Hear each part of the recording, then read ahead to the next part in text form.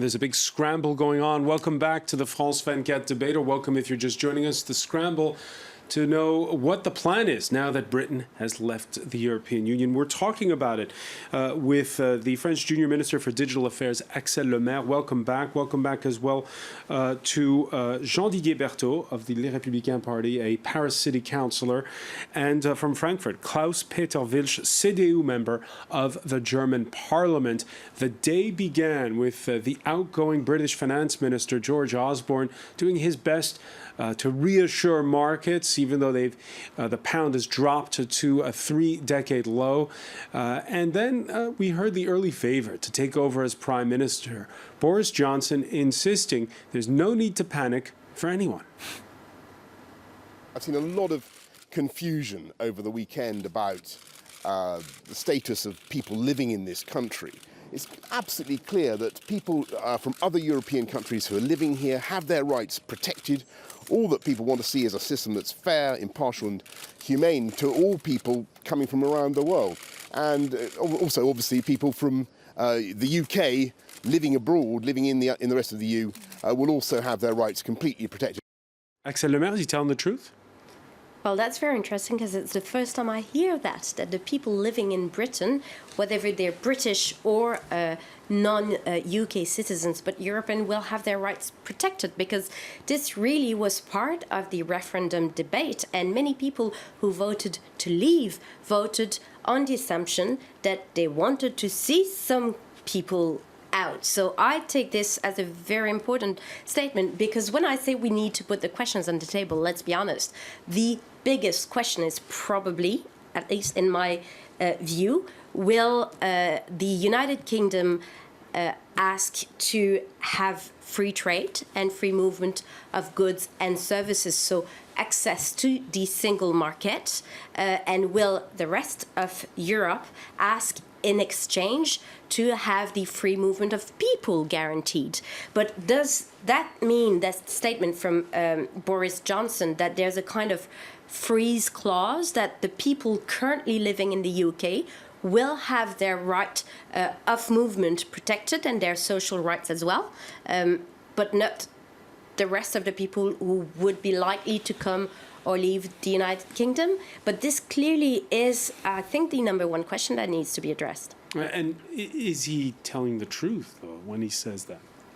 Is Boris Johnson telling the truth? I wish I could tell. One day, perhaps. Klaus-Peter Wilsch, it sounds, listening to Boris Johnson, that free movement of people will continue as before. Well, the truth lies, as always, right in between.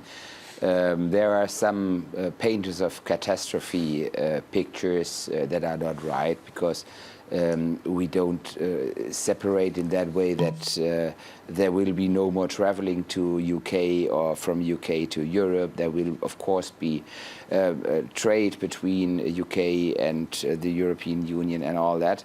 But of course, it's also a severe step, the first time that a country and now such a country of this size and this big population and this economic power tries or decides to get out of the European Union, which is really a market step. And but we should try to be rational in coping with this decision. The first of all is that we, not only for the British people, but for all in the Union that are kind of skeptical, really show that we respect the vote of the people, and that we are now dealing with it in a responsible way. No punishing like with not obeying kids or something. Just bargain like it is set up, and the first step is that we have to wait until they really bring forward their point to say, okay, now we say Article 50 is activated, we have a legal binding decision of the parliament or of the government, and now let's start the bargaining. I think this is one thing that belongs to, well, things we call rule of law. And one point, because there's always this talking about the young who have been voted down by the older ones. First of all, the show-up rate of the young was only 37%. And second, if I look at it as a conservative politician from Germany, we wouldn't have won any national election without the voters starting from 60 and going upwards, because we have our main majorities collected there. Let me ask you now, is there going to be a Brexit effect? Some saying there was one on the Spanish general election with the insurgent Podemos party not faring as well as expected. Are we going to see a Brexit effect, but a very different one, both here in France next year when there's a presidential election where the far right's expected to do well, and where you are in Germany, where the anti-immigrant AfD party is did well in recent regional elections? Well, the AfD party was, in the beginning, especially fed by the numerous violations of European law along the Greek crisis and, well, the bankruptcy of Greece and other southern countries. And a lot of people are really disillusioned by what politicians have told them. They say, you always told us there would be no bailout, it was all regulated, but you did the opposite. So there is a lot of disillusion which pays down in votes for this AfD. And the second point is the irregular immigration, which counts in votes for the AfD, which we faced since last summer, with officials saying we cannot control frontiers, which is ridiculous. And of course, we have tendencies there, and we have a problem all over Europe. I think the personalization of these problems are buddies like Scholz or Juncker, who are, well, the old kind of politicians in Europe that people don't trust in any longer. They are always telling those stories about bicycles that have to go on until, if not, they will fall apart or fall down and all that stuff. I think subsidiarity within the European Union is very important, and you have to show people that we take care for the really problems we have to take care for in the European perspective, but we keep the other things to the regions or to the nations or to the Bundesländer, or however you call it, keep responsibility on the lowest level possibility. All right, so don't concentrate too much power in the hands of unelected people. A lot of reactions coming in. One on Twitter, it's totally against EU interests for this Brexit to end successfully for the UK, as that would greatly increase the risk of contagion to other member states. There are those arguing that without Great Britain, well, this could be, the answer could be more Europe, talking about things like tax harmonization between the members that are remaining, same financial and banking rules, this kind of thing. Without Britain, maybe the EU can be singing from the same hymn sheet. What do you think of that argument? First, I agree with this tweet. I think the risk exists. So, but perhaps one word about Boris Johnson, because it was very important to hear what Boris Johnson said just before. I always be very interested in what Boris Johnson did as mayor of London, but I can't explain. For me, it's a terrible symbol of the misunderstanding of UK people. Boris Johnson is this terrible symbol because we have explained, and UK leaders have explained during many years that they joined European Union for economical reasons, for economical topics, and they never wanted to build a political union. And so I think it's a real misunderstanding, and Boris Johnson is surfing the wave. No. I think he doesn't surf. No, he's a prisoner. Prisoner because he lied during the campaign. So it's a problem for him, and I think now he won't be probably his next prime minister. And it's created a problem within the Conservative Party. The Leave vote has also triggered a leadership revolt within the opposition Labour Party, with moderates pointing the finger at Jeremy Corbyn for what one MP called his nuanced stance on Europe. The left-winger insists he's not ready to go quietly. I regret there have been resignations from my shadow cabinet, but I'm not going to betray the trust of those who voted for me or the millions of supporters across the country who need Labour to represent them. Axel Lemaire, this split within the Labour Party, and many MPs, when they went home to their districts, realized that their constituents were not following what the leadership told them. Is that Jeremy Corbyn's fault, or is the Labour Party experiencing the same thing as the Socialist Party here in France, which is a party that's out of touch with working class people? Well, that's where the paradox is, I think. And certainly one or the other, they might be surfing, but they don't know how to swim. What is happening in the United Kingdom is that we have a country deeply divided between the labor classes, the people who feel, and probably they're legitimate to feel so, that they're being victims of a kind of open globalization, and that this is costly to them, but that don't see the economic or social benefits of being members of a larger club. And these people, they live in the north, they live in the Midlands, in Yorkshire, in the rural areas. And it ended up in that vote about the Brexit.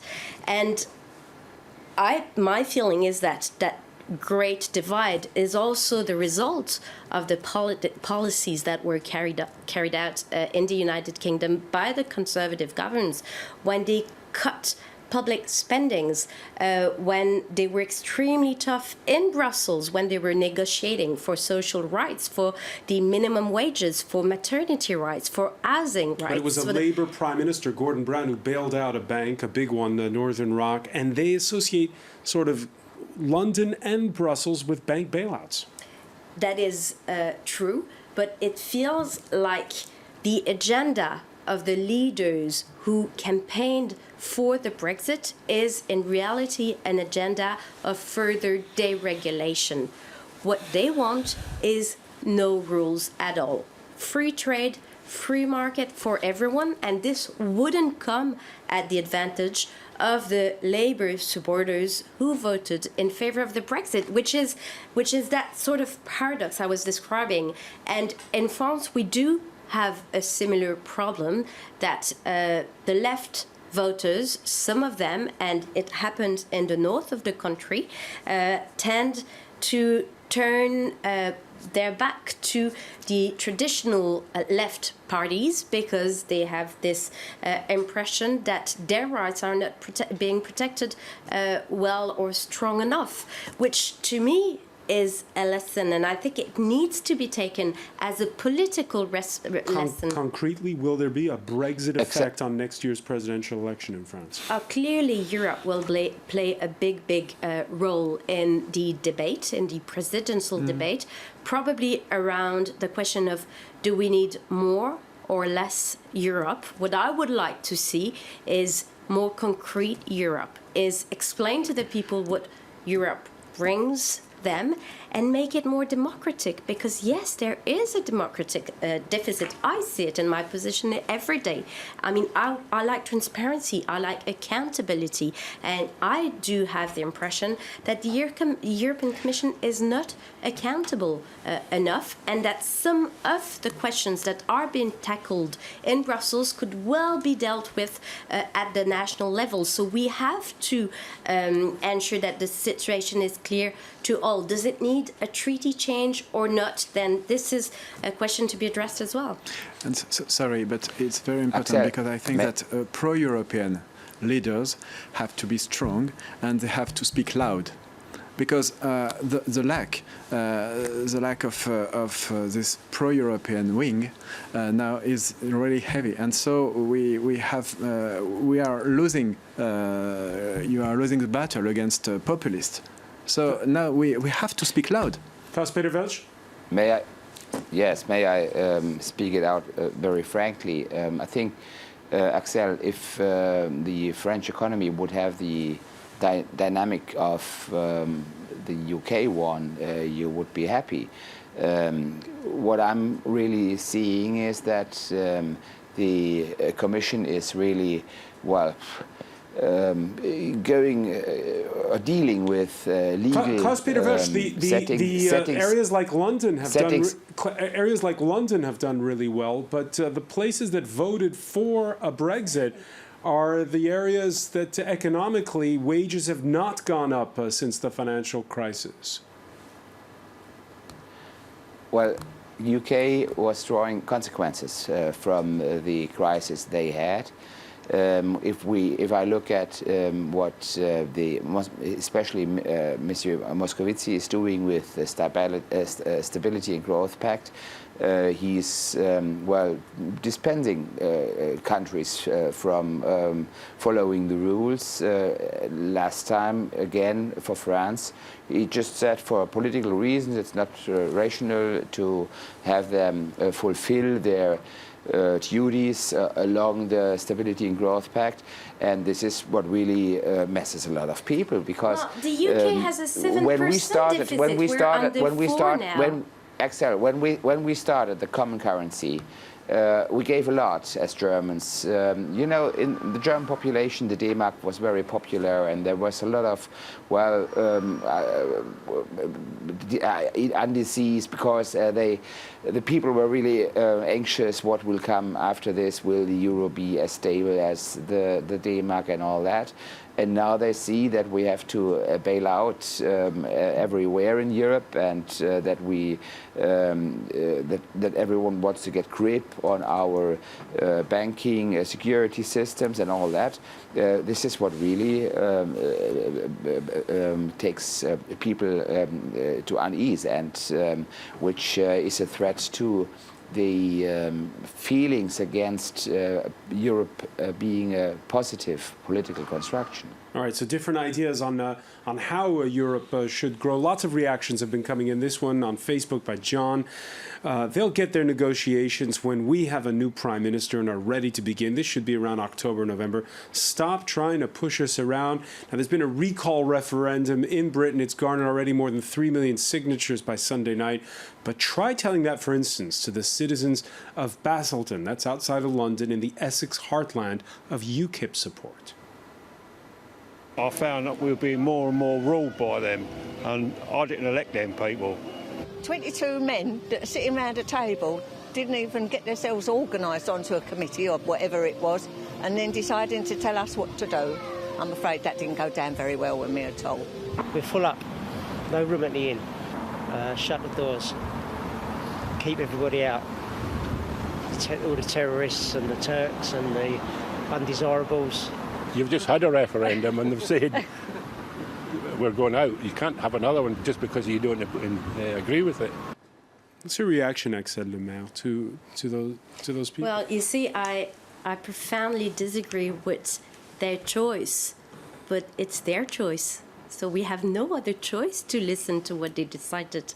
And I think it's in the interest of everybody around the European table, again, to go ahead and to try to build a future together, and which means finding some kind of agreements with the United Kingdoms and defining what we want to put into these agreements. But That's right. otherwise, the reaction not only of the people in Britain, but of the people in Denmark, in Sweden, in Hungary, in Spain, will be similar.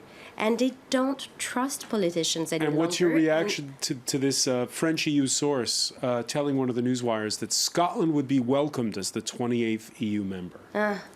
Well, again, I think it's for Well, that's a question. Is it for Scotland or is it for the UK and London to decide on the future of Scotland? I think lawyers will have a lot of interest in the question.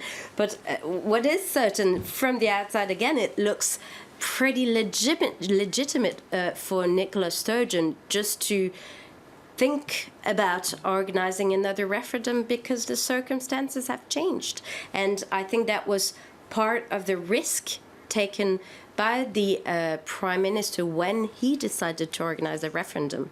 All right, we're going to leave it there. Axel Lemaire, I want to thank you. I want to thank Jean-Didier Berthaud. I want to thank as well Klaus-Peter Wilsch for being with us from Frankfurt. Stay with us. Our Media Watch segment is next.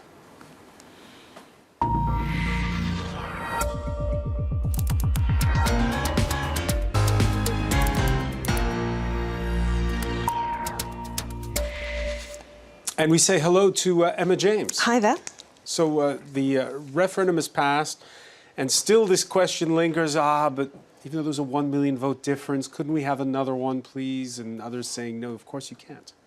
Yes, absolutely. And it's interesting to see that lots of people say that's not how democracy works, but it is how democracy works. If people want it and there's enough kind of momentum behind a campaign, then it is possible that it could happen. I think it's unlikely, but, you know, the fact of the matter is that we do have one election after another because things change and people's opinions change.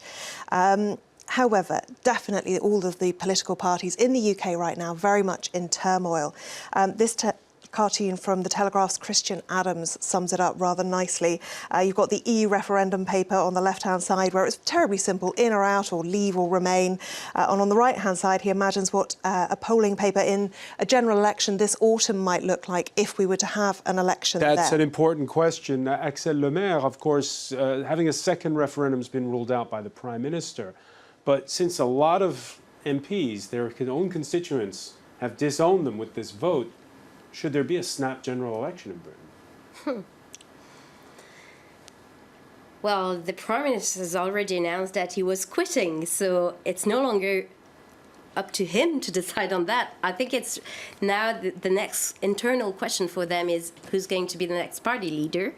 And the problem they're going to have is that there might be a discrepancy between what the MPs, what the members of the UK Parliament want, and what the people in their constituencies want. Because apparently members of Parliament are not likely to support Boris Johnson. They see him as not being loyal, whereas Johnson was very popular during the referendum campaign. So I think that's where the biggest issue is going to be. Well, Boris Johnson himself is very much in the spotlight today after he penned this article for the Telegraph newspaper, in which he is, as you might expect, very optimistic about the future for the United Kingdom. But it has to be said that the promises and ideas that he puts forward are very reliant on the EU not only agreeing but endorsing and perhaps even coming up with these solutions themselves. It's not necessarily something that he or anyone else who leads the Conservative Party can dictate. And interestingly, the I-100 has been picking apart this article. They talk about one thing we learned and 8 things we didn't. And they do point out a number of half-truths at best, including the pound remains higher than it was in 2013 and 2014. Well, that's only if you look at it against the euro. If you compare it to the dollar, it's a 31-year low. He also talks about at home and abroad, the negative consequences are being wildly overdone, meaning that everyone's exaggerating what's gone wrong since the Brexit vote and the result was announced. So they say at the end, what has he told us? Basically, he lives in fairyland and Brexit campaigners have no idea what to do next. Now, earlier today, he declared that Project Fear was well and truly over. Nicola Sturgeon, the leader of the SNP party in Scotland, said, indeed, Boris, Project Farce has now begun and you are largely responsible. Oh, dear. A growing number of reports, and we heard about it in the UK Parliament with both David Cameron and Jeremy Corbyn denouncing racial abuse, targeting most notably the Polish community. Yes, well, it seems to be targeting across the board, but definitely the Polish community are coming in for a great deal of negative and bullying and really awful, awful racist behaviour against them. Baroness Farsi, the Conservative member of the House of Lords, has put together a whole collection of things that have been posted online. And she uses the quote from Boris Johnson to say, "At home and abroad, the negative consequences are being wildly overdone. I wish they were," she says. Phrases in here include "stop immigration, start repatriation," "we voted leave, now leave," and "we're making Britain white again." A bit of a play on words compared with what Donald Trump says about "make America great again." Now, the hashtags post-ref racism and post-Brexit racism have been trending very heavily. There's even a post-ref racism account where you can actually post what has happened to you. Most of these things I can't show you because there's too much foul language. However, I've picked out the ones without the obscene language, although the messages are pretty obscene in themselves. These cards have been put through letterboxes of Polish families in Huntingdon and Cambridgeshire. "I could weep. Leave the EU. No more Polish vermin." What you don't see there is that on the back, they've actually gone to the trouble of writing it in Polish as well. Can I jump in on that? I would say that's my number one concern. That racism, that's exactly the reason why Europe was built and created. On this coming Friday, I will be going to La Somme with the French Prime Minister to commemorate the First World War, where over 70,000 British soldiers were killed, and French and British soldiers fought together against racism and intolerance, and it is scary in 2016 to see that coming back. All right, I want to thank our panel once again. Thank you for joining us here in the France 24 debate.